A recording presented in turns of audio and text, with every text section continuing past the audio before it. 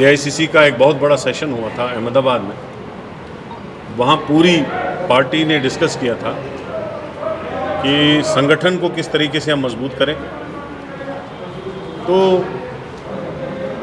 उसके चलते डिस्कशन हुआ और फिर संगठन सर्जन अभियान जो है उसको शुरू किया गया। सबसे पहला स्टेट हमने ऑल इंडिया कांग्रेस कमेटी ने अहमदाबाद को उठाया था, गुजरात को उठाया था, और गुजरात में सबसे पहले ज़िला अध्यक्ष बने नए सिरे से। अब ये ज़िला अध्यक्ष कैसे बनते हैं? ये ज़िला अध्यक्ष कार्यकर्ता को पूछ के बनता है। जितने कार्यकर्ता उस ज़िले में होंगे वो अपनी राय दे सकते हैं, और हमारे फ्रंटल ऑर्गेनाइजेशन के लोग भी, हमारे सेल्स के लोग भी, चाहे वो एससी हो, एसटी हो, यूथ कांग्रेस हो, सेवा दल हो, इंटेक हो, मेला विंग हो, या हमारी मैन ऑर्गेनाइजेशन के लोग हो, वो सब फॉर्म भी भर सकते हैं, अप्लाई भी कर सकते हैं, और ज़िला अध्यक्ष बनाने के लिए अपनी राय भी दे सकते हैं।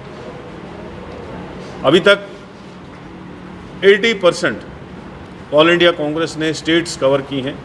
80% एक साल में 80% स्टेटों में ज़िला अध्यक्ष नए सिरे से बनाए गए। चाहे जम्मू कश्मीर हो, चाहे पंजाब हो, चाहे राजस्थान हो, हिमाचल हो, उत्तराखंड हो, छत्तीसगढ़ हो, मध्य प्रदेश हो,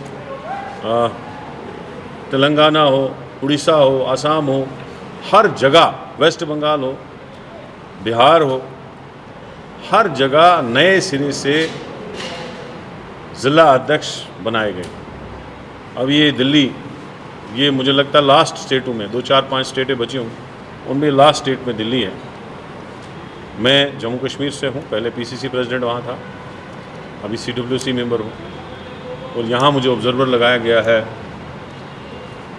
दिल्ली में करोल बाग डिस्ट्रिक्ट में ज़िला अध्यक्ष बनाने के लिए जो प्रोसेस है। तो आज हमने स्टार्ट किया है, जो ज़िले की मीटिंग थी जिसमें सारे ब्लॉक प्रेसिडेंट थे, सेल्स के लोग थे, वर्कर थे, जो हमारे प्रत्याशी हैं, कॉरपोरेटर्स हैं, एक्स कॉरपोरेटर्स हैं, एक्स एमएलएज हैं, अभी तक ललोतिया जी भी यहाँ थे।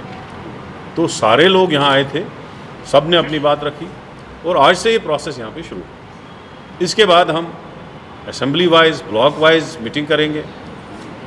जो लोग इंटरेस्टेड है फॉर्म भरने के लिए, उनके फॉर्म भरवाएंगे, फिर इंटरव्यू होगा, फिर 1-to-1 मीटिंग होगी।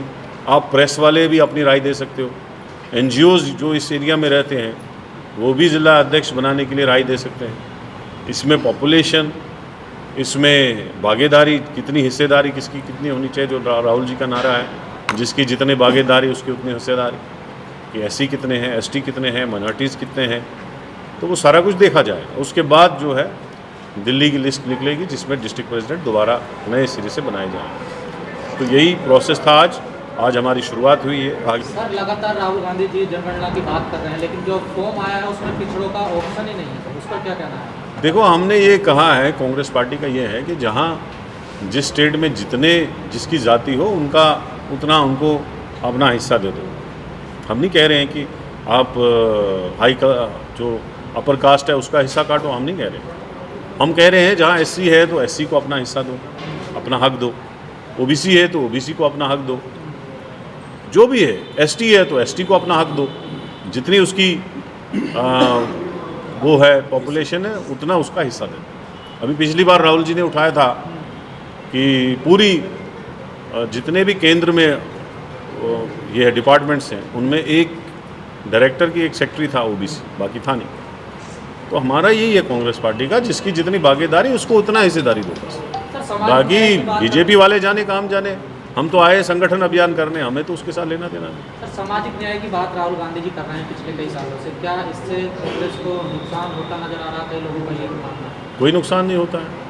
अब हम पावर में होते तो हम बताते कैसे न्याय मिलता है, लेकिन न्याय तो मोदी को देना है ना, बीजेपी को देना। राहुल गांधी जी बात ही कर सकते हैं ना, वो तो कह रहे हैं पिछड़ों को न्याय दो, ओबीसी को न्याय दो, एससी को न्याय दो, लेकिन जब सरकार में आएंगे तब हम न्याय देंगे ना। जब सरकार में नहीं होंगे तो न्याय कैसे देंगे? तो हम लोगों को गुजारिश करते हैं वो हमें सरकार में लाएं, देखिए कैसे न्याय मिलता है हर तबके को, चाहे वो माइनॉरिटीज़ हो, चाहे वो ओबीसीज़ हो, चाहे वो एससीज़ हो, और चाहे वो अपर कास्ट। ऐसा नहीं है कि अपर कास्ट बड़े अमीर हो गए हैं, ऐसा नहीं है। हम ये कह रहे हैं कि जिसकी जहाँ जितनी भागीदारी है उसको उतनी हिस्सेदारी है। वर्तमान स्थिति में जो चल रहा है गैस का संकट, इस पर क्या कहना है?